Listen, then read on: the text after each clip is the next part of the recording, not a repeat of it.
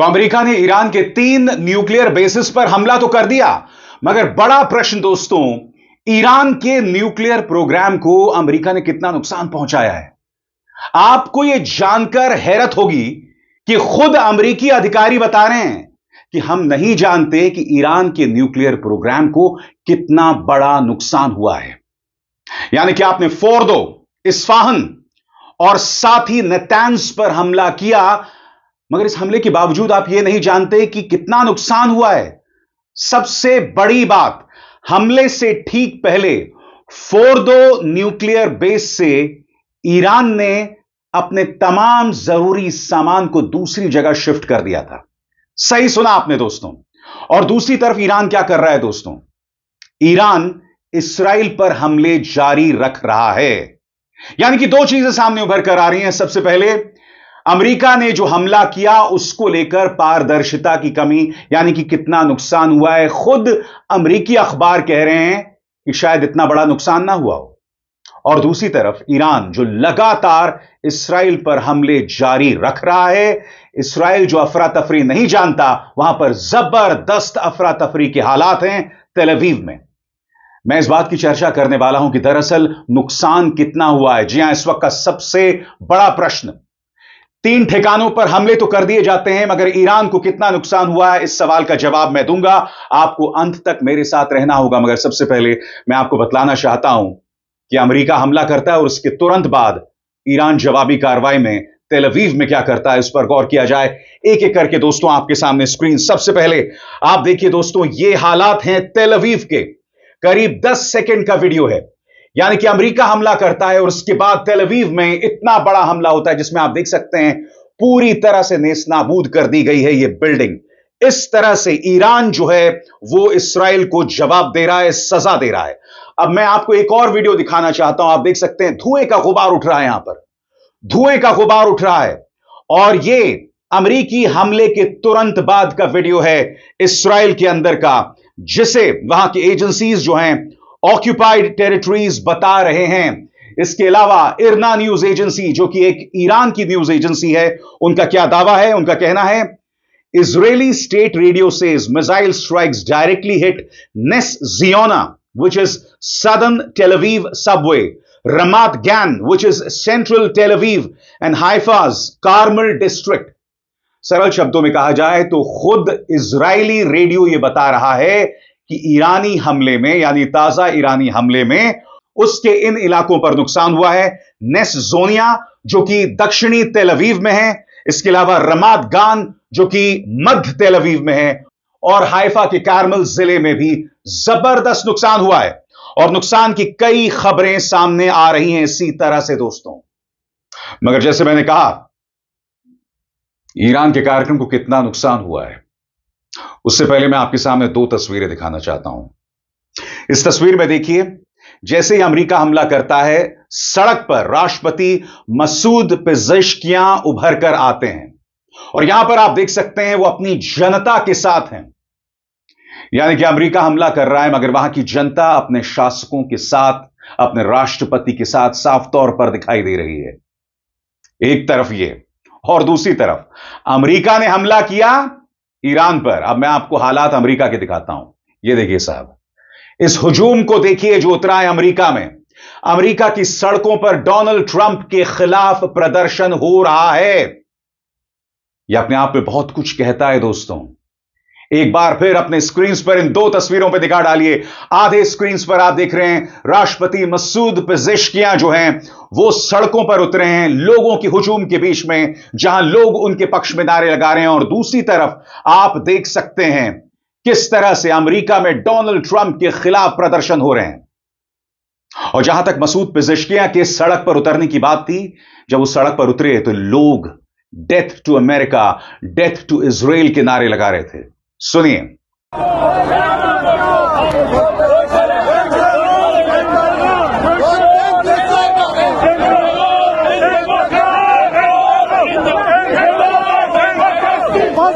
आज मैं आपके सामने कई सवालों के जवाब देने वाला हूं दोस्तों। और सबसे पहला सवाल, क्या वाकई फोर्दो न्यूक्लियर प्रोग्राम को नुकसान हुआ है? क्योंकि आपको याद है दोस्तों, जैसे ही इन 3 न्यूक्लियर बेसिस पर हमला होता है, राष्ट्रपति ट्रंप सामने आते हैं और उनका यह कहना होता है कि हमने उन्हें तबाह कर दिया। मगर कुछ देर बाद अमेरिका का बयान कुछ हद तक बदल जाता है। पूरी तरह से तबाह करने के बाद फिर वो कहने लगते हैं सीवियरली डैमेज्ड, यानी गंभीर तौर पर नुकसान पहुंचाया गया। आप देख रहे हैं, अमेरिका ने कुछ ही देर में अपना बयान बदल दिया। अब वहां के अखबार वॉल स्ट्रीट जर्नल क्या कह रहे हैं, और ये मेरे शब्द नहीं हैं, ये वहां के अखबार के शब्द हैं, और उस पर गौर किया जाए। आपकी स्क्रीन पर अमेरिकी बॉम्बर्स और सबमरीन द्वारा ईरान की 3 न्यूक्लियर साइट्स पर भारी हमले के एक दिन बाद भी यह साफ नहीं हो पाया है कि तेहरान का न्यूक्लियर प्रोग्राम असल में किस हाल में है। टॉप अमेरिकी अधिकारियों का कहना है कि यह कहना अभी जल्दबाजी होगी कि क्या ईरान के पास अब भी न्यूक्लियर हथियार बनाने की क्षमता बची है या नहीं, या उसका जो एनरिच्ड यूरेनियम पहले से था वो फिलहाल कहां है। गौर कीजिए, अब अधिकारी कह रहे हैं कि हम नहीं जानते हैं कि उनके पास एनरिच्ड यूरेनियम है या नहीं, या वो सामग्री है या नहीं जिससे वो न्यूक्लियर बॉम्ब बना सके। देख रहे हैं दोस्तों, अमेरिका की बागडोर सही मायने में एक जोकर के हाथ में है, एक निहायत ही खतरनाक आदमी के हाथ में है। अब वो कह रहे हैं कि हम नहीं जानते कि तबाही हुई भी कि नहीं। आगे इन हमलों के बाद मिडिल ईस्ट में हालात और भड़कने का डर ज्यादा बढ़ गया है और दुनिया भर के नेताओं ने तुरंत डिप्लोमेसी की अपील की। हालांकि ट्रंप सरकार दिन भर ये कहती रही कि अमेरिका का इरादा ईरान के साथ फुल ऑन जंग शुरू करने का नहीं था, लेकिन दिन के अंत में राष्ट्रपति ट्रंप ने ईरान में सत्ता परिवर्तन का इशारा कर दिया। ट्रंप ने अपने सोशल मीडिया साइट पर लिखा, अगर मौजूदा ईरानी सरकार ईरान को दोबारा महान नहीं बना सकती तो सत्ता परिवर्तन क्यों नहीं होना चाहिए। आप देख रहे हैं ट्रंप क्या कर रहे हैं। आप हमला करते हैं, आप कहते हैं हमारा मकसद था उनके न्यूक्लियर प्रोग्राम को तबाह कर देना। अब आप क्या बयान दे रहे हैं कि भाई हमारा मकसद है सत्ता परिवर्तन, क्यों ना सत्ता परिवर्तन कर दिया जाए। सबसे बड़ी बात दोस्तों, आज की तारीख में अगर आप मध्य पूर्व के कई देशों को देखें, वो सब इस्राएल के पिछलग्गू हैं। इस्राएल के बारे में कहने में इनमें हिम्मत नहीं है। सिर्फ एक ईरान था जिसके पास वो हिम्मत थी। क्या इस हमले का यह मकसद था कि बाकी तमाम देशों की तरह ईरान को भी इस्राएल के सामने नतमस्तक कर दिया जाए, यानी कि इसका न्यूक्लियर प्रोग्राम से कोई लेना देना नहीं था, न्यूक्लियर बॉम्ब से भी कोई लेना देना नहीं था, क्योंकि खुद अमेरिकी अधिकारी कह रहे हैं कि ईरान के पास इस वक्त परमाणु हथियार नहीं है। और सबसे बड़ी बात यह भी कहा जा रहा है कि हो सकता है कि हमले से पहले ईरान ने कुछ कंटेनर्स में सामान को एक जगह से दूसरी जगह शिफ्ट कर दिया हो। सुनिए वॉल स्ट्रीट जर्नल कह क्या रहा है। ईरान के न्यूक्लियर ठिकानों फोर्दो, नतांज और इस्फाहान को अमेरिका के हमलों में काफी गंभीर नुकसान हुआ है, ऐसा पेंटागन अधिकारियों ने कहा।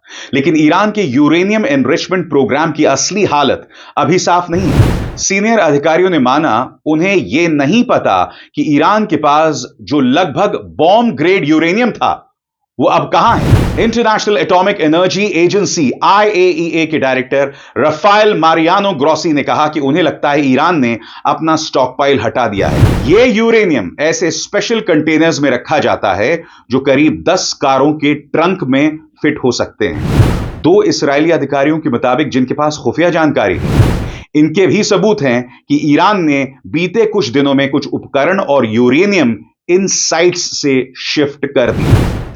और आगे बढ़ने से पहले एक जरूरी संदेश, मेरे कार्यक्रमों के लिए आप नोटिफिकेशन का इंतजार मत कीजिए। मेरे चैनल में जाइए और खुद जाकर कार्यक्रम देखिए और रहिए अपडेटेड। और हां, ज्वाइन कीजिए मेरा चैनल, देखिए यह जरूरी संदेश। स्वतंत्र और आजाद पत्रकारिता का समर्थन कीजिए, सच में मेरा साथी बनिए। बहुत आसान है दोस्तों, इस ज्वाइन बटन को दबाइए और आपके सामने आएंगे ये 3 विकल्प, इनमें से एक चुनिए और सच के इस सफर में मेरा साथी बनिए। आप एक सरल से शब्द का जवाब दीजिए दोस्तों। अमेरिका B-2 बॉम्बर्स की उड़ान भरती है और उसके करीब 12-14 घंटे बाद वो नतांज, फोर्दो और इस्फाहान पर हमला करती है। आप बताइए, क्या ईरान के लिए 12-14 घंटे काफी नहीं है कि वो अपना सारा असला, अपना सारा स्टॉकपाइल एक जगह से दूसरी जगह शिफ्ट कर दे? यानी कि कहीं ना कहीं अमेरिका ने ही ईरान को पहले से चेतावनी दे दी थी कि भैया तुम अपना सामान जो है शिफ्ट कर दो। इससे कहीं ना कहीं अमेरिकी सामरिक शक्ति की नासमझी, कायदे से मैं मूर्खता कहना चाहता हूं, वो दिखाई देती है। और सबसे बड़ी बात, खुद बेंजामिन नेतन्याहू कह रहे हैं कि हम नहीं जानते कि नुकसान हुआ भी है या नहीं हुआ है, इस पर गौर किया जाए। इजरायली प्रधानमंत्री बेंजामिन नेतन्याहू ने कहा कि नुकसान कितना हुआ इसका ठीक ठाक अंदाजा लगाना अभी मुश्किल है। नेतन्याहू बोले, हम हालात की जांच करेंगे और किसी भी सूरत में सुनिश्चित करेंगे कि न्यूक्लियर फैसिलिटी से कोई खतरा है या नहीं है। अगर आप ये जानना चाहते हैं कि उन्हें कितना नुकसान पहुंचा है ना, तो आपको कुछ खबरों पर गौर करना पड़ेगा। सबसे पहले एएफपी की इस खबर पर गौर कीजिए जो आपके स्क्रीन पर है। Breaking, Iran says no signs of contamination after US attacks on key nuclear sites. यह खबर अपने आप में बहुत कुछ कहती है, जिसमें वहां के अधिकारी बता रहे हैं कि परमाणु रिसाव के कोई प्रमाण नहीं है। सबसे बड़ी बात, अगर B-2 बॉम्बर्स ने वहां पर प्रहार किया था और अगर वहां का परमाणु प्रोग्राम पूरी तरह से बर्बाद हो गया, तो कुछ ना कुछ परमाणु रिसाव होना चाहिए था। नंबर एक, ये दो ही सूरतों में हो सकता है। पहला, या तो B-2 बॉम्बर्स अपने निशाने पर नहीं थे, या दूसरा, ईरान ने पहले ही अपना स्टॉक पाइल शिफ्ट कर दिया हो। समझे आप? दूसरी खबर, Iran says no danger to residents after US attacks on key nuclear site. यानी कि सरल शब्दों में कहा जाए तो कोई नुकसान नहीं है। अब मैं आपका ध्यान खींचना चाहता हूं न्यूयॉर्क टाइम्स की इस खबर की तरफ, और यहां पर एक अमेरिकी अधिकारी का बयान है दोस्तों। अंग्रेजी में उनका बयान आपके स्क्रीन पर। Separately, a senior US official who asked for anonymity acknowledged that the B-2 attack on the Fordo site did not destroy the heavily fortified facility but severely damaged it. यानी कि खुद अमेरिकी अधिकारी कह रहे हैं कि इस हमले ने फोर्दो न्यूक्लियर साइट को तबाह नहीं किया, मगर हां उसे जबरदस्त नुकसान पहुंचाया। मगर सीधा सा सवाल, अगर सामान पहले से ही शिफ्ट कर दिया गया, और दूसरी बात, अगर वहां पर परमाणु रिसाव नहीं है, तो स्वाभाविक सी बात है वहां पर वो तमाम तकनीक मौजूद ही नहीं थी, उसे पहले ही शिफ्ट कर दिया गया था। और यह अपने आप में बहुत कुछ कहता है दोस्तों। मगर अब हम सबके जहन में एक बड़ा सवाल है, इसका आने वाले दिनों में क्या असर पड़ने वाला है? क्या ईरान जो है वो अमेरिकी सैनिक बेसिस पर हमला करेगा? ईरान ने अपनी तरफ से कार्रवाई शुरू कर दी है।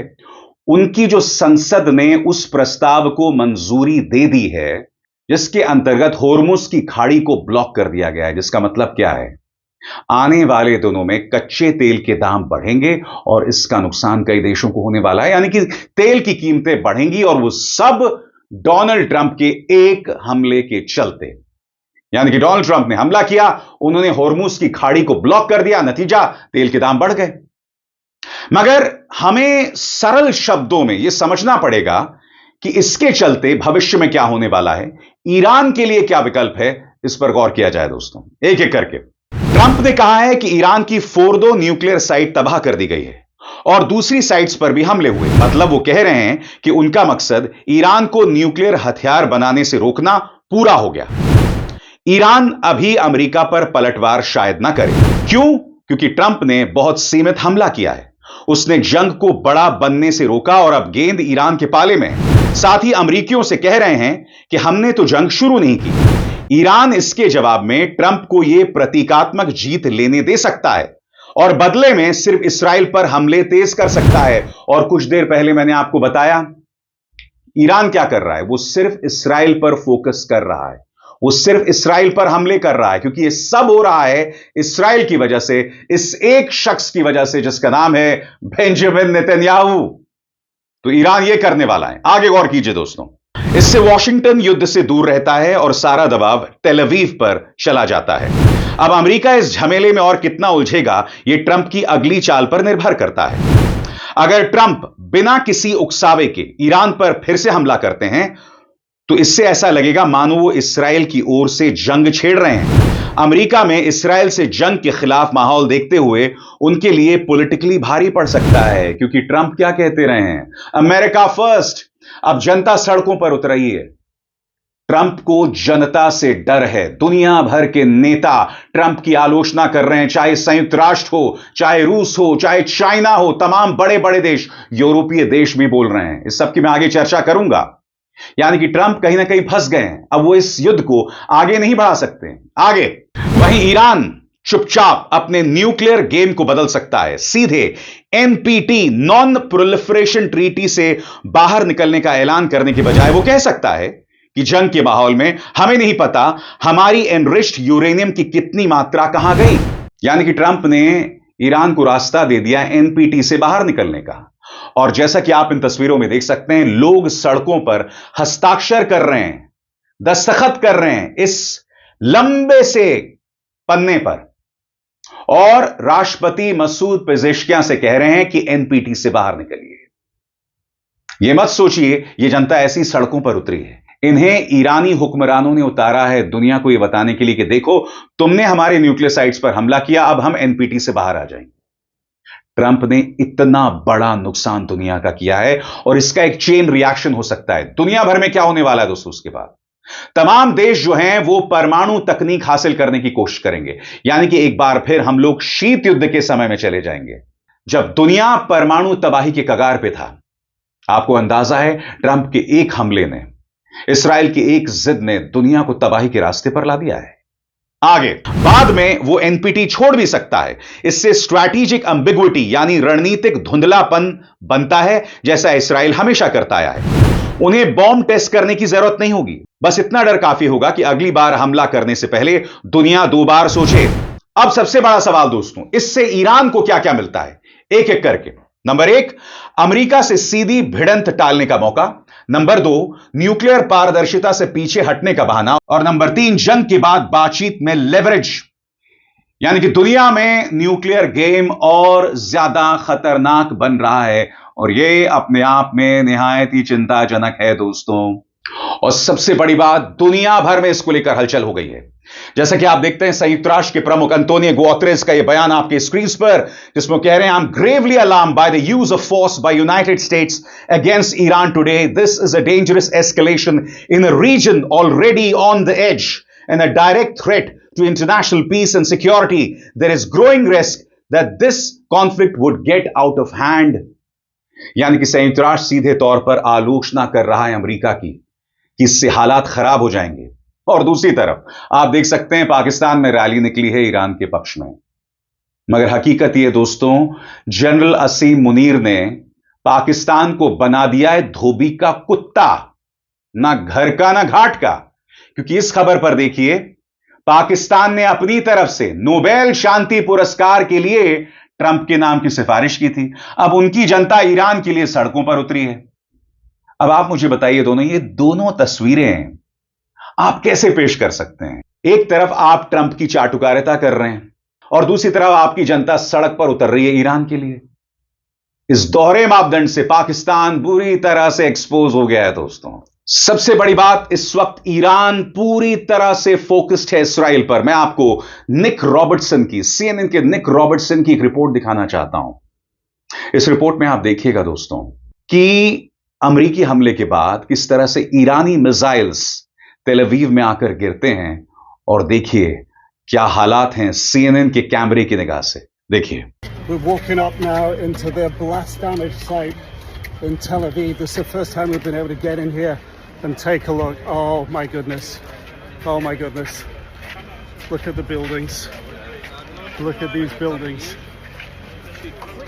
Look at the buildings here. Right along here.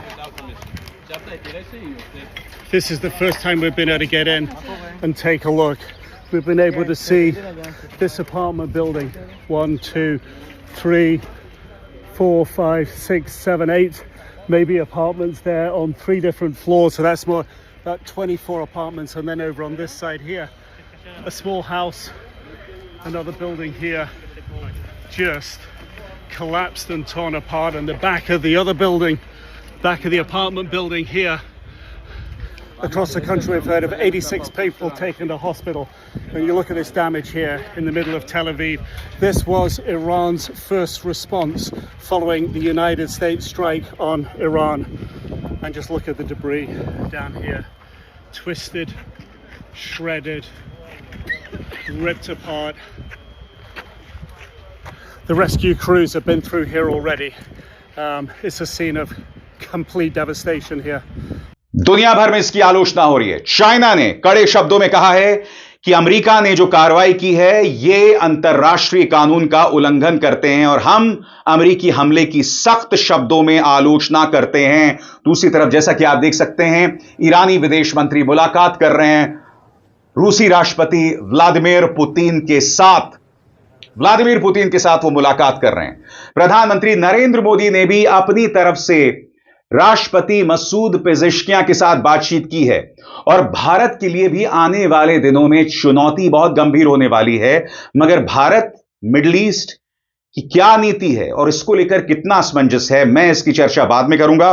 सबसे पहले मैं आपको बतलाना चाहता हूं कि प्रधानमंत्री नरेंद्र मोदी ने क्या बयान जारी किया आपकी स्क्रीन पर। वो कहते हैं कि मैंने राष्ट्रपति मसूद पेजेश्कियां से बात की, हमने मौजूदा हालात की लंबी चर्चा की। मैंने हाल ही में जो हालात तनावग्रस्त हो गए उस पर चिंता जाहिर की और हमने उम्मीद की कि भविष्य में जो आगे का रास्ता वो बातचीत के जरिए, कूटनीति के जरिए सामने उभर कर आएगा। मगर बड़ा प्रश्न, भारत अब भी अमेरिकी हमले पर खामोश है। क्यों? भारत यानी विदेश मंत्रालय पाकिस्तान के दोहरे मापदंड की भी आलोचना ही नहीं कर पा रहा है। मैं समझना चाहता हूं क्यों।